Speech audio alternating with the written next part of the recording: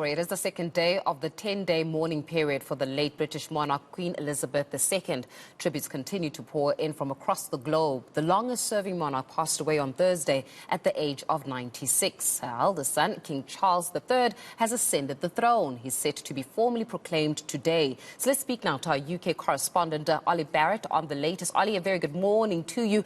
I mean, it certainly is a time for change where the UK is concerned. And I mean, the last time that an individual of the royal family came into the throne was, I believe, in 1952. So certainly a long period of time is gone, but it also speaks about the new dawn. Let's talk a little bit about what is to be anticipated today.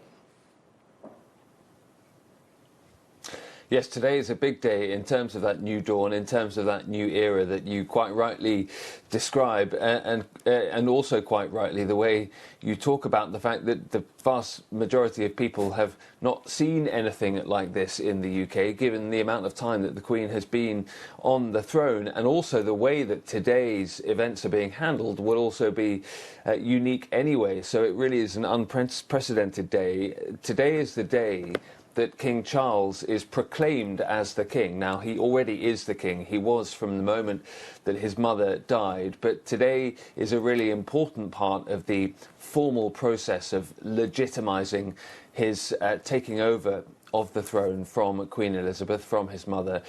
So we have several ways today in which the proclamation will be made. In London, between around 10 and 1 South Africa time, over that period there will be several formal proclamations. One is made by a group called the Accession Council, which contains, among others, elements of the government. And the formal proclamation today, the ceremony, will be televised for the very first time, so we will all be able to watch exactly what takes place, and it's expected to be quite an upbeat ceremony, really, despite the sad news of the Queen's death, particularly for King Charles himself. And we saw some emotion from him yesterday when he gave his first address to the nation.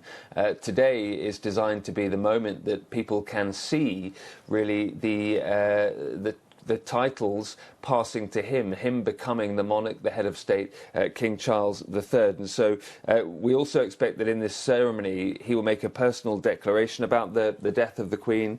He'll make an oath to preserve the Church of Scotland. That is an important historical point, because in Scotland there's a division of powers between the Church and state, which is slightly different from the rest of the United Kingdom. So that's an important element of it as well. We know that Camilla will be there, now Queen Consort. She was mentioned very fondly in that first address to the nation. We'll also see William. He'll be there, the new Prince of Wales, of course. The King making that clear in his first address to the nation that the Prince William will be taking on those titles of the Prince of Wales, and Catherine will be becoming the Princess of Wales. So all of this televised, as I say, and then various events that take place up and down the country to further cement what is taking place. Flags will be flying at full mast up and down the country for the first time for this ceremony, and then they'll return to half mast after the ceremony has taken place around lunchtime. Yeah, look, it's certainly a hive of activity, naturally so. But more important, and I want to reflect on even his maiden address that he also gave. But he was very sincere in the fact that this is a role, this is a responsibility which he intends on taking with the utmost respect. Many would say that nothing prepares you for this moment in time, but we could argue that where it comes to King Charles III now, he's almost been, he's the king who's always been in waiting, right? So beyond the fact that he's grieving for his mother, how eager is he to really cement his name in history in becoming the king of the UK? I think you're quite right that he's had a long time to prepare for this role, but there's really no apprenticeship for being the king, the head of state, a monarch of the United Kingdom, but also that important connection to Commonwealth countries as well, which he was very keen to stress. He was very, very keen to stress the idea of duty and service.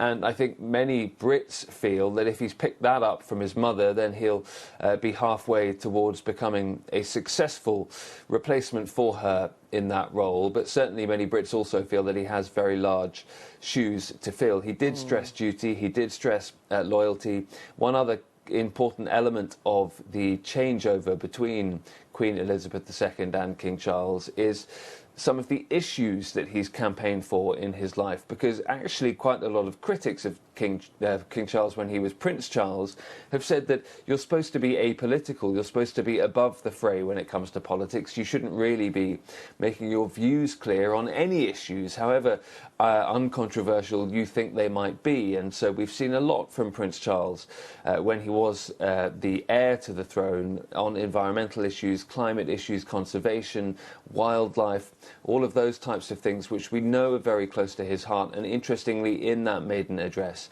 he talked about, now that he is the king, not having the time or the ability to be as involved in those type of issues, as he called them, as before. So that was one acknowledgement there from the new king, that things are different. This is a new era. He will have to behave differently. And that was really, in some ways, a sort of acceptance of some of the criticism that's come his way.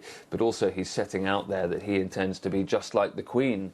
He's saying in that regard he will be above the fray, apolitical. We won't be hearing from him on issues like that or any other. You know, especially when it comes to the lines of duties. I mean, he was speaking about how he has to now almost relinquish the duties that he had to assume different duties just because of his role change, and then he'll be then forwarding those to others who are then able to continue with the work that has already been done. From just an educational perspective, what kind of duties are we expecting now from the new king? I mean, from the get-go, never mind, just after this 10-day period of mourning, what are we expecting from him exactly? Are we going to see another world tour? What are we anticipating? Well, they've already begun in one sense. We saw yesterday, before that address to the nation, he held his first audience with the new Prime Minister, his new Prime Minister, Liz Truss, and that is a key part of his duties. They get together normally around weekly, and the Prime Minister updates the monarch on how her government is progressing, what they're up to. And indeed, recent Prime Ministers, some of them have spoken about that audience with the Queen as being sort of like a therapy session, because it's a conversation between the head of government and the head of state, which never goes anywhere else. It's never reported what they discuss. It's the ability for the monarch to get an update on proceedings and everything that's going on in the business of government, and it's an opportunity for the Prime Minister to really talk to an ear, a friendly ear, and they know, as I say, that that conversation won't go any further, so they can really get into some of the difficulties and the problems that they're having without knowing that that will be leaked. And so there's part of the business of government that is already underway. But also, yes, we'll see much more of Charles on public engagements, opening things like hospitals, bridges, big projects. We'll see a lot of him up and down the country, but also, as you rightly say, we expect to see more of him around the world as he tries to cement that work that the Commonwealth does as well. That's part of what's going to pass to the King now, because the Queen, we know, was incredibly fond of the Commonwealth organisation, the group of nations. She felt it was like a family that could get together and do business and cooperate on a number of issues. So we know that Charles is going to focus very heavily on that. And it will also be, I think, more of a partnership now. That will be slightly different to watch between Charles and William. I mean, Charles does come to the throne at an advanced age. He's not as young as the Queen was when she became the monarch, of course. So I think William will take on a lot of responsibility as well. And we've seen that slimmed down monarchy in recent years as the Queen's health has declined anyway. So we've been seeing more of Charles out and about, taking part in those official duties here and around the world as well. Recent tours have taken place with Charles and Camilla. So expect more of that now that Charles is the King. Ollie, we'll leave it there for now, but thank you very much for that update. Ollie Barrett coming to us live from Windsor in the UK.